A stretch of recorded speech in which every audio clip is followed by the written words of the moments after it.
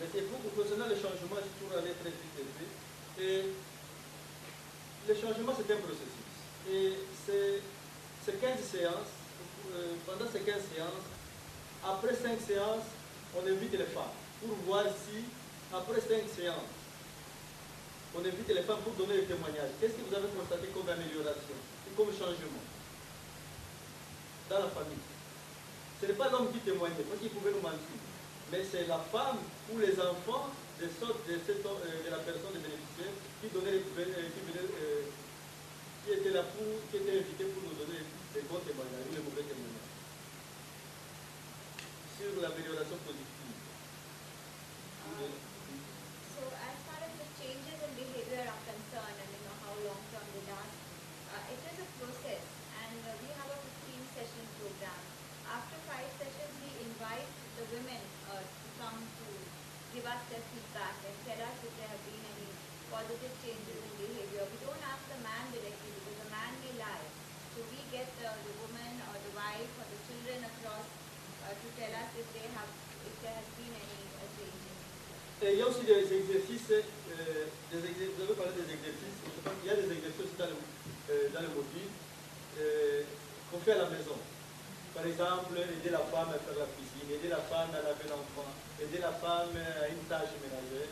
Et l'homme, après la séance, parce que c'est une fois par semaine, l'autre séance, pendant les 5 jours, il va pratiquer cet exercice à la maison.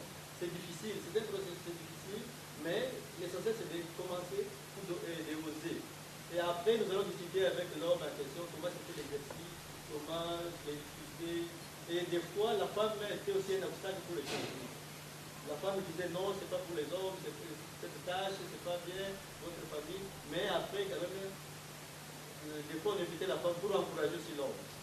Donc, il y a beaucoup de choses là pour voir les changements positifs. Also, as far as the exercises are concerned, that we asked about the exercises, our modules include exercises that the man is required to do at home. So, because the session is only once a week, there are 5 to 6 days in between each session where he's given a task to do at home, which could be help with the cooking or help bathing children. And when they come back, they need to discuss how they felt about it, were there any difficulties. It's important for them to start doing it, and then before people carry on. Sometimes women are the obstacles because they don't want the men to do certain tasks which have traditionally been reserved for women. They feel that these are not tasks for men to do. So when we invite the women across, we also ensure that they encourage the men to be allowed to do all of these different tasks. L'obstacle aussi peut venir aussi des voisins, des amis qui ont partagé l'alcool ensemble, qui vous voient que vous êtes aider votre femme, ils peuvent vous décourager. Donc tout ça on traite sur ça. Et on travaille beaucoup sur ça. So sometimes it could also be the neighbors and the friends who discourage the man because they may be the former drinking mates of the man and they're not happy about him doing all these different roles, so they could discourage him as well. Et à la fin des 15 sessions, on fait l'évaluation, on regarde, on invite les familles, on discute avec, ils donnent des témoignages. Et après 2 mois, on fait l'évaluation. Donc on invite encore ces hommes pour voir s'il y a des réussites ou pas. Et des fois, il y a des réussites, mais ce n'est pas beaucoup justement. Des fois, il y a des réussites. So after the 15 sessions, we have an evaluation where we invite the family to give feedback on what has changed, and 2 months later again we have a session to see how the men are doing, and sometimes the men do go back to their old ways. It does happen at times. That is something that. Mais ce que je peux souligner aussi que les anciens participants, les bénéficiaires de ces groupes, après ils deviennent des facilitateurs. Et ils deviennent modèles dans la communauté. Et c'est ça la durabilité du projet. Ils multiplient le groupe. So I also want to underline that a lot of the former participants become facilitators and role models for the community, and in this way we are able to ensure a sustainability of the project and also widen the group. Et pour éviter les réussites, quand ils restent ensemble, ils se soutiennent mutuellement et ils deviennent agents de changement et de prévention sur le niveau de la communauté. So So in order to avoid them going back to their old ways, we find the group is a very useful exercise because there's a mutual support to them and they become agents of change and agents of prevention. Just to add a little bit more to that, Kate, in the new project, we'll be doing much more longitudinal intervention tracking. Yeah, far months beyond, years beyond, ideally the initial session. One of the other things is in the pilot, we were only able to do these groups together. And the new project that we'll be doing, there's actually going to be a community campaign elements around this and community mobilizers among former participants. The former participants, as Benoit said, will not only become facilitators, but will also become community mobilizers related to the campaign. One other thing I think is interesting is that we did see some of the groups, participants continue to meet with each other even after the curriculum had ended and the facilitators had left. And so they were still meeting for this kind of therapeutic group to support each other. Yeah, just to give an example of what you say about this kind of thing, keeping meeting. For example, the case of Rwanda, they formed a class. And this was initiative that really came from themselves. They were so much excited about this positive change. They were realizing the benefits that they were getting from this change. So they decided to form class so that they can, move around the community, try to talk to other men so that they can also take support. So these clubs, for example, are seen as a mechanism for sustainability. So the other thing that I think Janji probably is here is what we care in National Rwanda. These clubs, the clubs are there, they are functioning, and I think CARE is now supporting them, but at the same time they are looking at how they can link with the local authorities, the existing structures that can also work with them so that really this can keep going up so that there's no sliding. Yes, that's what I think my comment. My hand is banging the wall. Okay, let's take two more. Jerry, this is about justice. I have my local experience working with victims of torture and starting with victims of violence in my area. Let me do more this part of when we are able to give justice to the victims, then they can sometimes recover them from the trauma. So when you're giving some kind of treatment and support, what about the justice aspect to the perpetrator?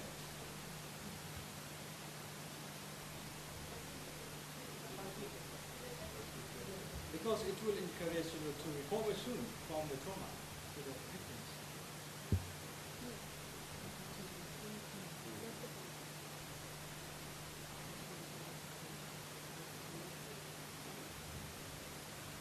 Ok, aujourd'hui il y a l'impunité. Et je pense qu'il y a beaucoup agresseurs du viol au Congo, Kinshasa, qui sont libres. Et même les victimes ont peur de dénoncer leurs violeurs. Et notre justice au Congo a encore des problèmes, il y a beaucoup de soucis. Et il n'y a pas tout ce travail de counseling, non, il n'y en a pas. Et souvent, l'agresseur, il n'est pas inquiété. Il peut être en prison après une semaine ou un mois, il est libéré. Parce qu'il y a beaucoup de connexions, il donne quelque chose. Souvent, on oublie la victime. Notre justice oublie encore la victime. C'est la justice du plus fort. Quand vous avez l'argent, vous avez la justice. C'est ça les soucis, c'est ça les problèmes aujourd'hui. So in Congo, the problem is that many of the rapists and aggressors are roaming free, and very often the victim is even scared to name them or denounce them because they are still around. And this is a concern as far as justice is concerned. We have no counseling or any such services for victims, and often the rapist is not really worried about any consequences because he could be in prison for a week or a month and then he will get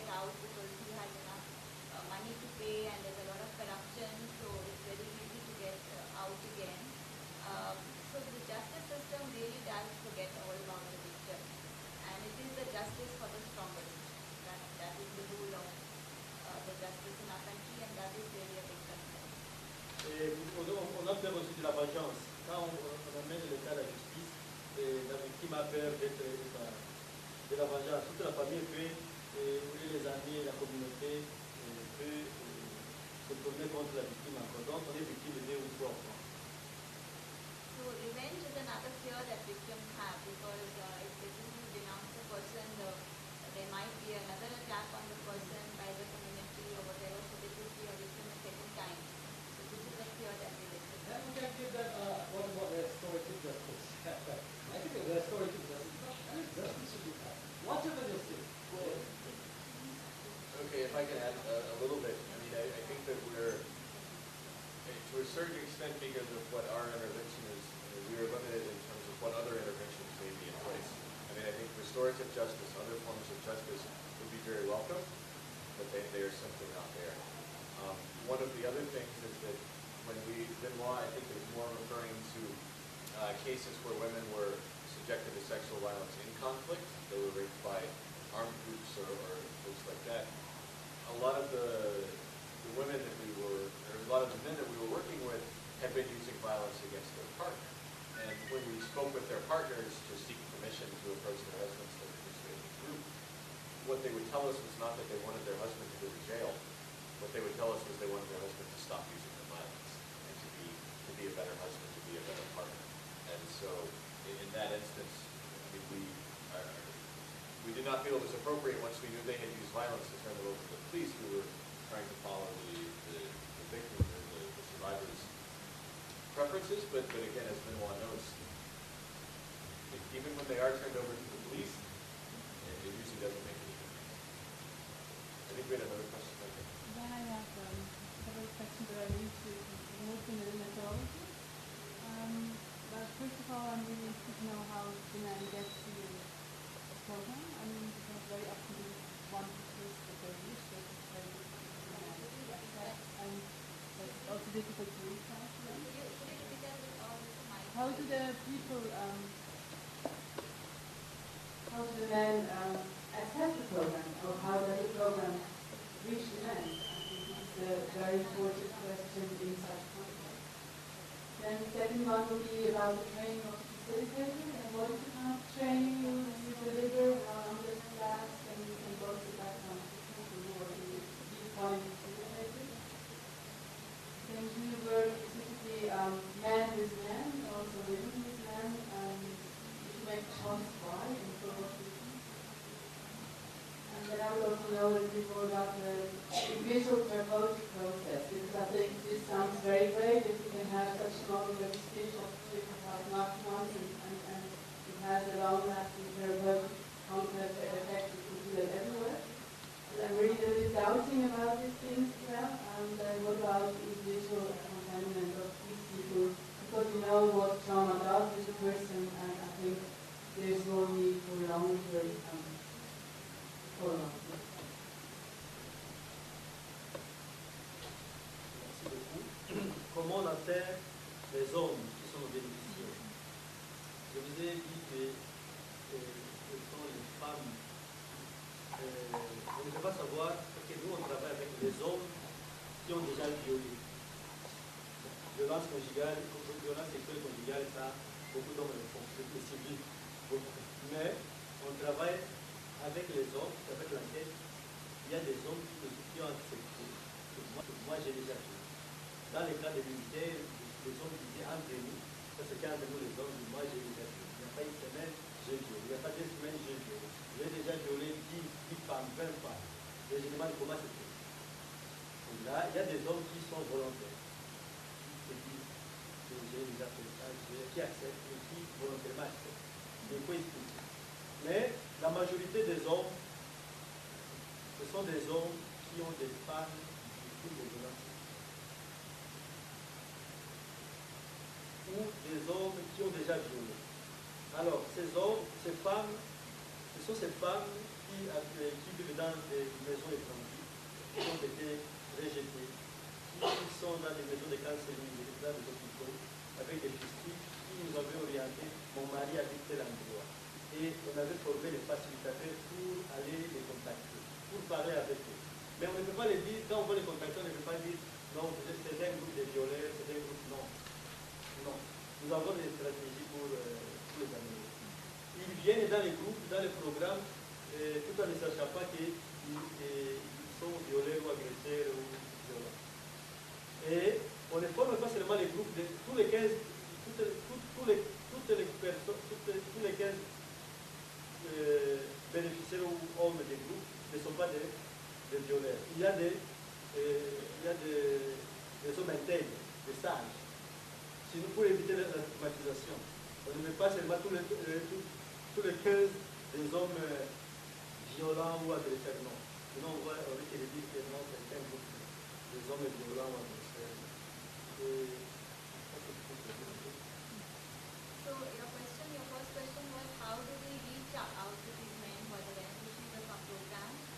The people we work with are men who have raped someone, and I'm not just talking about domestic violence and domestic rape, because that's something which is pretty commonplace. But these are men who have, at some level, accepted that they have raped a woman. It could be 1 woman, 10 women, last week or 2 weeks ago, and they have come out and voluntarily accepted this. We also work with men whose wives have been victims of sexual violence, and these wives have been rejected by the men. They are living in transit homes, or they are in hospitals, or they are undergoing counseling, and these women tell us, please go contact my husband, here is where he lives. So we get a list of people that we need to integrate in our programs. Our facilitators are trained to go to their homes and bring them out. Of course, we don't tell them up front that we are getting together a group of rapists and people who are aggressive. They would not come if they knew that was the objective of the group. But we are trained that facilitators trained to convince them to come. And in the group we do integrate a few wise men or who are not rapists, because if they were to come and realize that everybody around was a rapist, then again there would be a lot of stigma attached to that, and they may not come. Et les hommes intègres peuvent aussi influencer les hommes agresseurs pour le changement positif. C'est ça le deuxième moment. Et pour les femmes des militaires, leur choix. Les choix des militaires pour avoir les militaires, c'était leur chef qui nous avait orientés. Ils se connaissent. Ils nous disaient, voilà, tel militaire a déjà violé, mais je ne peux pas les mettre en prison parce qu'on a besoin de lui. C'est un vrai combattant. Vous pouvez aussi l'impliquer dans votre programme. Aussi, je reviens sur la question de notre ami qui disait le force de justice. Même les hauts gradés, les militaires, peuvent cacher les cas de viol. Si on trouve que le militaire est vaillant, c'est un bon militaire. Et les femmes des militaires aussi, on les avait interviewées et elles avaient aussi donné leurs conseils pour avoir leur mari et pour aussi faire le choix des hommes ou des militaires violents. So these non-rapists are also integrated into the group so that they can influence the other men and help them to change their ways. As far as the soldiers that we get into our sessions is concerned, it is their bosses, their superiors who tell us and identify for us people in their teams who they know have raped a woman. And very often, though the seniors might know that a soldier has raped someone, nothing is done about it because they need that soldier in the team to be able to go and fight. So they hide, they don't really take them to task for it. And we also interview the wives of soldiers, and some of them give us names of their husbands if we need to be in the program. Concernant, je ne peux pas encore répondre à toutes les questions, concernant la formation des formateurs, le profil, il faut que les facilitateurs aient d'abord des capacités d'analyse, avoir un minimum de compétences ou d'études faites, au niveau d'études, et avoir terminé même l'école secondaire.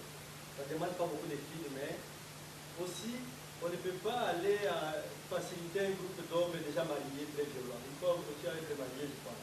On n'est pas des célibataires. Il y a certains critères où des facilitateurs. Et aussi avoir, comme il y a l'aspect assistance psychosociale, il faut quand même des gens qui ont des capacités, des compétences sur la psychologie, la sociologie, l'anthropologie et tout ça. S'il y avait des facilitateurs femmes, bien sûr, il y avait des groupes, mais les hommes les bénéficiaires voulaient seulement les facilitateurs hommes. Entre hommes, ils échangeaient très bien. Ils exprimaient leurs préoccupations, problèmes, leur ignorance. Mais il y a des groupes où on avait mis des femmes pour voir un peu la dynamique. Les groupes dirigés par les hommes, c'est seulement les groupes mixtes, dirigés par les facilitateurs, hommes et femmes. Pour voir qui ils peuvent se sentir à l'aise pour parler. Et la formation, ça dépend. C'est une semaine, mais espacée.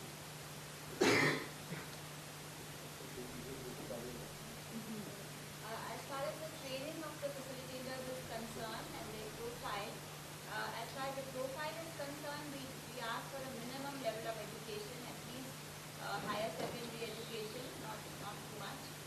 We also want them to be married, not single people, because we believe if they're going to counsel a group of married men, then it's better if they themselves are married, so we don't accept single people. And because they're going to intervene and do some psychosocial therapy, if they have some skills in the area of psychology or anthropology or sociology, then that is definitely helpful. As far as whether we have women facilitators, we normally have men because we find men open up more easily and talk about their problems more easily with other men.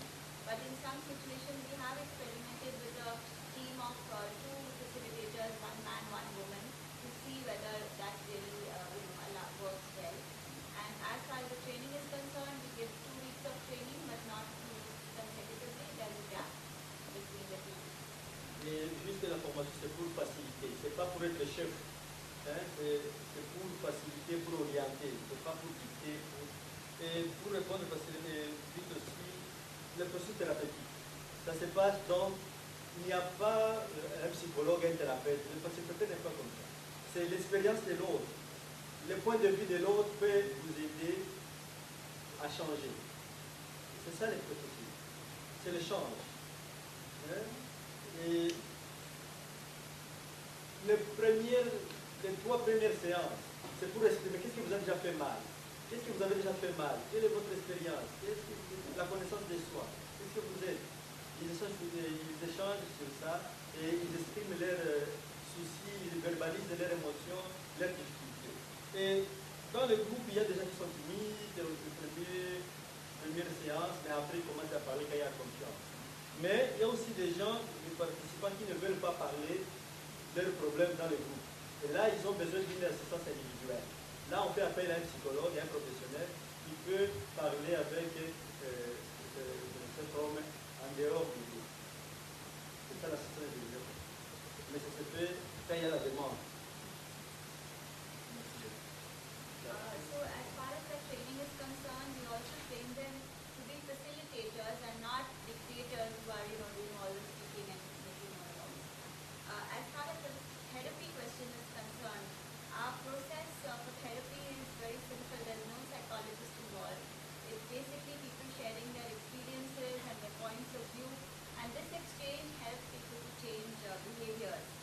So in the first 3 sessions, they just talk about what they did that was wrong, and they try and understand themselves, they try and verbalize their feelings, and some of them are very timid initially, but then they open up. We also realize that some men don't want to speak within a group, they need individual counseling, and in that case, if the need arises, we get a psychologist or somebody to work with them. Yeah, I want to say that something. I think one of the questions she asked, there was this feeling that probably she's not really sure about how long this is going to be. Because under normal circumstances, the therapeutic process it takes time. But why is that? How come that over such a short period of time that this is actually not 10? And I think this is again a feeling that the notion of sustainability and the notion of also understanding how effective that this can be. So I think this is again a feeling that back to the point that you raised about this was a pilot project. Okay, so we're not able to go back again and see whether the change is still there and how this goes. But again, as mentioned, that this project that is going to start in January next year, there will be cases of going back to this project and see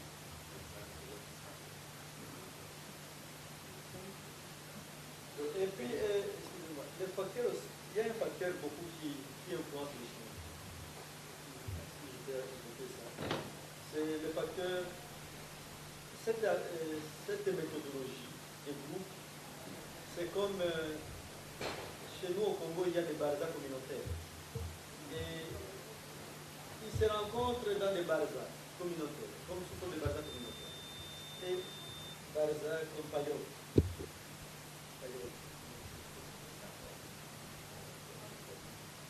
Là où les gens peuvent se rencontrer,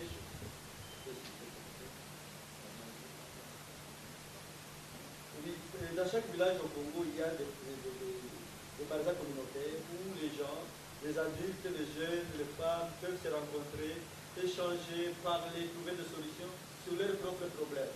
C'est un dispositif purement communautaire qui est fait par la communauté avec la communauté, de base. Et ça aide aussi au changement. Et l'approche est simple. C'est parmi les gens, ils discutent, ils parlent, il n'y a pas de chef, il n'y a pas de psychologue, de psychanalyste qui donnent des méthodes ou des injonctions, non. So another factor that influences change is the barza, the community barza, which is like a community hall where the people can come together, men, women, children, and talk about their issues, come up with solutions. There are no psychologists, no experts of any kind, but it's a very simple approach which helps people to air their issues and find solutions.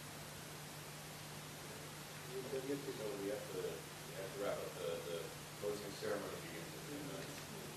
Thank you all very much for coming, and thank you very much to my colleagues for sharing their experience. Thank you also very much to our interpreter for all of her hard work. If you have any more questions about the process, I've only actually just gotten the final approval for the release of manuals are under. So I have some examples of this on flash drives, on the Kurudo flash drives.